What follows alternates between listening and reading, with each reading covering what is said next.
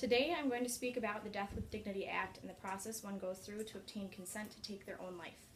This is a topic I've researched extensively for different classes and personal interest.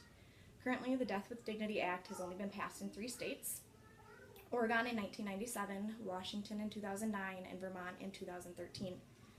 I'm sure most of you have heard of Brittany Maynard. She was a 29-year-old female from California who ended up having to move to Oregon to pursue the Death with Dignity Act after she was diagnosed with a terminal brain tumor. Brittany had to go through a long process, but she was eventually granted consent and was able to take her own life before she lost all sight of herself. Brittany wrote on her personal blog, "I've had the medication for weeks. I'm not suicidal. If I were, I would have consumed that medication long ago. I do not want to die, but I'm dying, and I want to die on my own terms." I'm going to start out by telling you about the laws that regulate the Death with Dignity Act. I'm going to speak about the qualifications that each patient must meet, and finally I'm going to go through the process that a patient must go through before being prescribed the lethal medication. The first law is the right to information. According to the Vermont State Legislature, every patient has the right to know their diagnosis, prognosis, treatment options, including end-of-life care, and medication options that may prolong their life. This is the physician's responsibility to make sure the patient is informed. The physician must be licensed to prescribe medications within the state that the patient is pursuing death with dignity. The physician must provide detailed documentation, including date, time, and wording of all written and oral requests. They must include documentation of the diagnosis, prognosis, treatment options, and the dates that these were discussed with the patient. The patient must be able to make informed and appropriate decisions regarding their health care. And second, there must be a consult by the second physician and any documentation of treatment that was received. The next law is that the physician must submit the documentation to the Department of Health. This helps to regulate the laws and any further decision making regarding the Death with Dignity Act. This also helps to protect the physicians from any further legal action. From there, the beneficiaries of the patient cannot be denied benefits. And finally, the physician cannot assist in the administration of the medications. The patient must be able to take them on their own. Not only are there many laws involved, but there are several qualifications that a patient must meet in order to be prescribed the legal medication. Qualifications, the first qualification is residency. The patient must establish residency in one of the 3 states. This, for many patients, means they need to move to a different state, which can be a long road.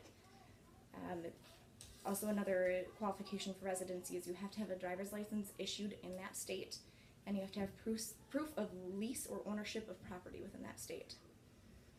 The next qualification is that the patient must be diagnosed with a terminal illness with a prognosis of 6 months or less to live, and the patient must be capable of making their own decisions.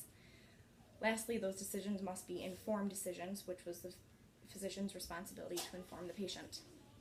Now that we've discussed the major laws and qualifications involved in the Death with Dignity Act, I'm going to talk about the specific process that the patient must go through.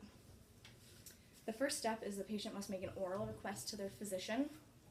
From there, the patient must make a second oral request, and that request must be made no less than 15 days later.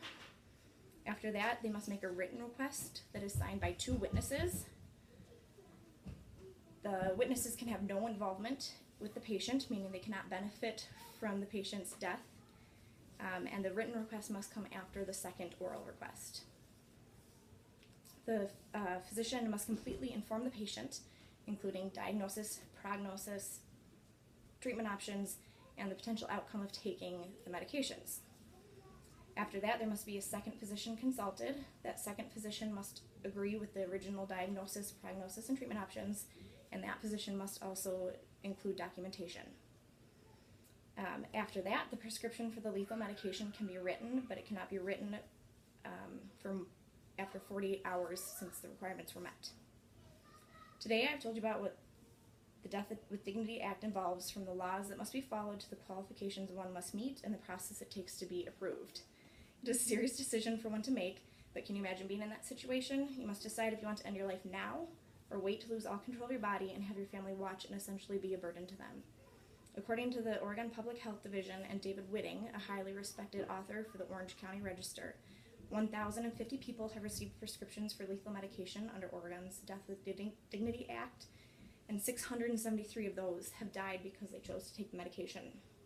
That's the graph that I handed out. They're shown here in the graph. It's a hard decision to make, but a good one for many that want to maintain their dignity at the end of their life. In summary, there are a lot of precautionary steps and laws that are put in place in order to keep everyone safe.